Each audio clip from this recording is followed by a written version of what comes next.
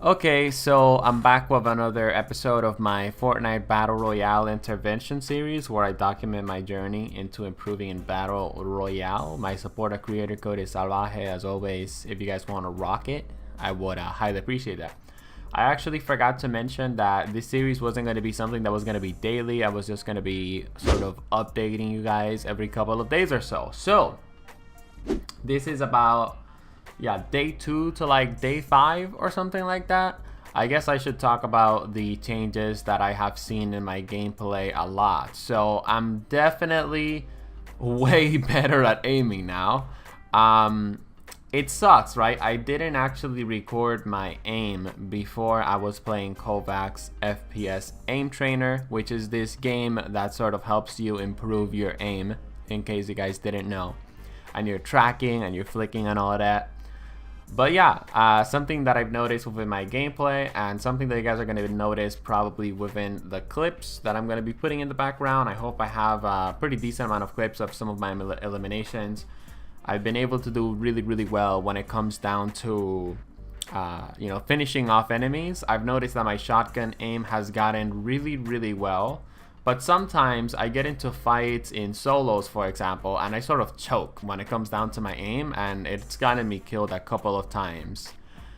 So something that I've done is, I've actually looked at videos of like really good players, and there's so many guide videos that are always saying things like, oh, like you gotta be a great builder if you want to be good at Fortnite.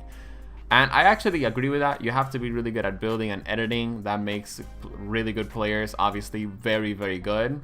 But something that I've noticed is that you're gonna have a lot of encounters in this game where you honestly just need good aim, right? So I need to keep working on improving my aim. It's nowhere near to where I want it to be. Well, it has improved by a little bit. I think it still needs some work. My building, I've also noticed that it definitely needs some work. Specifically, if I'm fighting another person, sometimes I sort of choke on the timing and I get trapped in my builds, and that usually just leads to my death. Something that I've also noticed is that my editing has also gotten really well. I do 1 hour of Kovacs, 1 hour of editing, doing edit courses, and 1 hour of building. My 90s have gotten a little bit better, but sometimes I sort of choke up on them, and sometimes I can't even do 90s on public matches because I mess them up somehow. Something that I've noticed within these past couple of days is that, it's something that I just knew, right? Practicing is one thing and executing is another thing. That's what I really like about Fortnite, that if you want to be good, like you can't just practice at this game. You actually have to execute. You actually have to play the game. Like, so many people want to get good at this game and they just don't play, right? They don't really play much. And if they do play, they don't really play to improve, I guess you could say. Anyways, as crazy as that might sound, and as positive as, I might seem, I'm not gonna lie, guys, the second day that I was trying to improve, I just wanted to quit. I'm not gonna lie, I just wanted to quit because the people that play this game have gotten so good that sometimes it makes me even question if I can even improve at the game, right? Sometimes I play games of squads with some of my friends, and I pretty much just get carried, and I get like 2 kills. Sometimes like I lose people as I'm fighting in squads. Sometimes I'm the first one to go down. Sometimes I push someone and I get destroyed.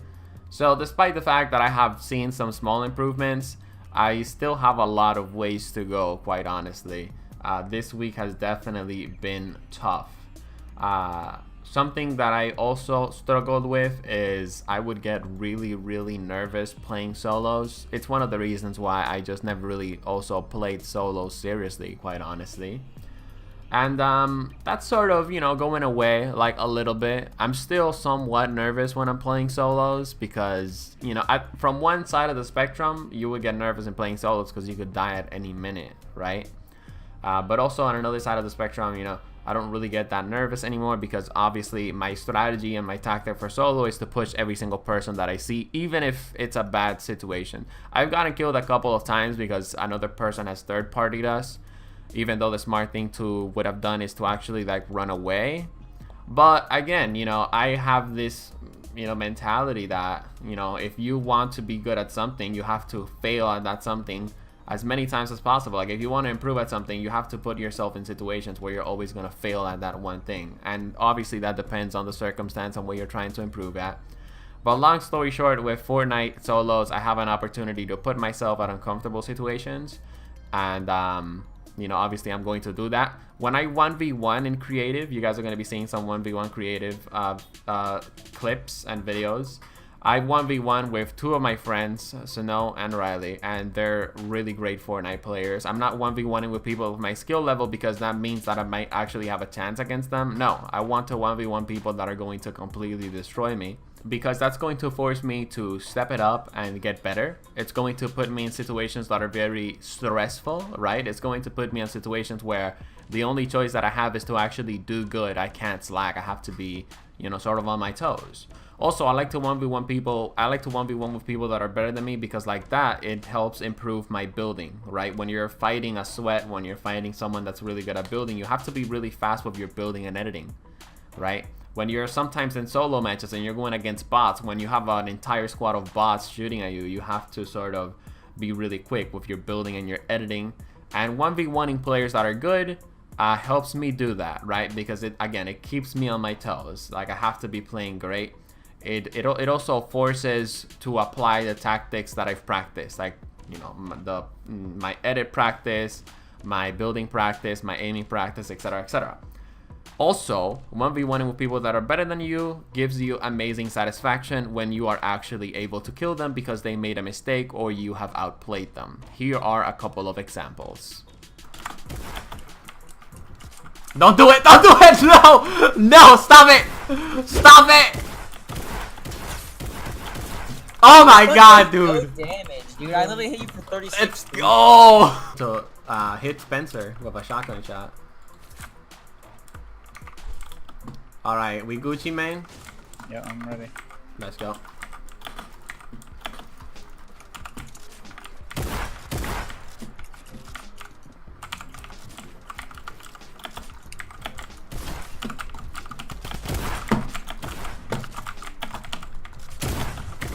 Oh shit. Oh, I almost fell.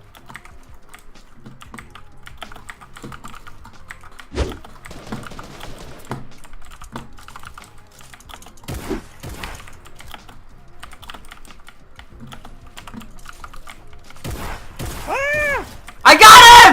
Yo, let's go! Wait. Let's go! Hey! Finally, bro, after like 19 fucking deaths. I placed a pyramid. I placed a pyramid and I edited the pyramid to finish him. Alright. Oh my god, dude. Good shit, bro. Ready, Riley? Yeah. Alright, 1, 2, 3, go.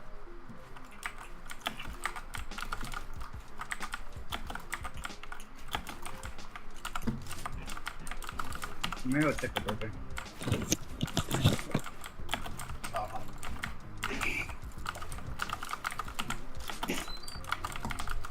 No!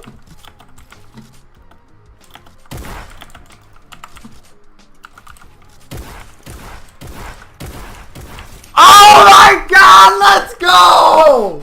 My wall didn't place, dude.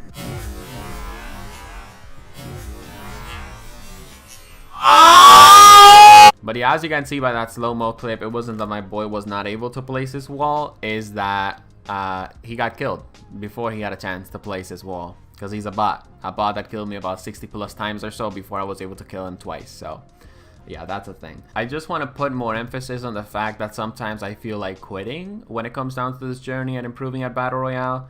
Because you have to keep in mind, you are going against players that have literally played this game non-stop since Season 1. And they are just completely destroying you because sometimes you just make shitty mistakes, or sometimes you just die to casual players and you feel that you shouldn't have died to that casual player, but you know, you basically made a mistake. I definitely get very ragey sometimes playing solos. Not ragey as in I'm gonna be throwing my mouse across the room or smacking my table. Sometimes I have smacked my table, I'm not gonna lie. But yeah, you know, sometimes you do get really frustrated, really upset, and you start raging at the game, and you start looking for excuses on why it is that you died, instead of, you know, looking for why it is that you died. The other day, I was playing solid gold squads, and I died by the boombo very early in the game, and I just started raging. But the reason is I deserve to die by the boombo because I should have been shooting this kid and then place a wall as soon as I saw him turn around with a boombo charged up. But I didn't. And I didn't do that because, again, I don't really have a grasp of a great player at the game. The only reason why I'm being very explicit about my thoughts on how I feel about the game is because at the same time, guys, you know, I also understand, you know, due to my knowledge on psychology, that the mind just likes the path of least resistance, right? The mind just wants to be comfortable. And when I put myself in uncomfortable situations to improve at Battle Royale, my mind just doesn't like it. And it's looking for every single excuse for me to, you know, just stop giving up on this journey of getting better and just keep getting carried by my friends. But I am able to notice that, I am able to recognize that, oh, okay, this is what's happening. My mind is just, you know, playing games with me, playing the game of choose the comfortable route, choose the path of least resistance, and I'm just going to keep on going. I just have that long-term vision, I guess you could say. And the only reason why I'm saying that is because maybe if you're trying to improve, you should also have that vision, and you should also, of course, have that knowledge on the, you know, on the mind, right? And how the mind works, okay? Despite that, honestly, again, I still feel that I might not improve and I might give up next week. I'm just being honest here. I'm going to always try my best to keep on going. I really am. Because at the same time, I'm also thinking about all the casual players that I want to inspire, all the casual players that I could be helping. If I do become a great Battle Royale player, I will know exactly what guides to make so that players can improve. And I'm definitely looking forward to that because I want casual players to improve at the game. Why not, right? One of the best ways to improve Fortnite is to be good at it. And a lot of people don't enjoy the game because they're not good at it. And also, a lot of people don't enjoy the game because they're already so good at the game. They just don't really know what to do. That's the case with a lot of the really good players because they're not really looking for more ways to improve. And I just want to point this out real quick. You know, very recently, Ninja was called an epic fanboy. And I actually disagree. I just feel like from the live streams that I've watched from the guy, Ninja just has an attitude of there's always another thing that I could be improving at. And for the most part, that attitude is what usually sort of puts him in that mood of, oh, this is a pretty decent guy to watch. Even though sometimes, you know, he might rage or he might have his imperfections, whatever, it doesn't matter. I appreciate that mindset. It helps me improve. And I also appreciate the mindset of another one of the people that I watch, Cypher PK, you know, of always wanting to improve. There's always something to sort of go after and, you know, get better at. Because it inspires me to keep on working. You know, it inspires me to keep on improving at the game. Instead of course, the people that are constantly bitching and whining about the game. I'm just going on a tangent, so I'm just going to shut my mouth. In the background, you guys should have been seeing gameplay of my build practice and how much my building has improved, as well as of course how much my editing has improved with 1 hour of edit courses every single day. I'm gonna have the edit courses that I use in the description below. But yeah, as you guys are gonna notice with the building, sometimes I just get sort of stuck when I'm doing like a 90 or, you know, something very simple. Sometimes I'm building and this happens right here. I just put up so many materials for no reason. I hate it when that happens in a public match.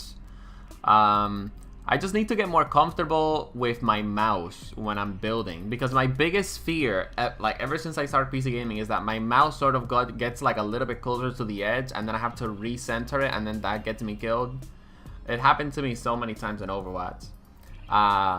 What's the thing called? Staircases with floors and walls. Yikes. I'm sort of pretty decent at it. Sometimes I need to be warmed up a little bit, and you know, that's why I mess it up. But my staircases with floors and ramps definitely need some practice. There's also other things I've been practicing when it comes down to building. like staircase with a pyramid, and then you edit out the pyramid, and then you go for a staircase, or turtling up like this. That I think I'm just gonna show more footage of on a future episode, because I don't want to make this episode sort of too long.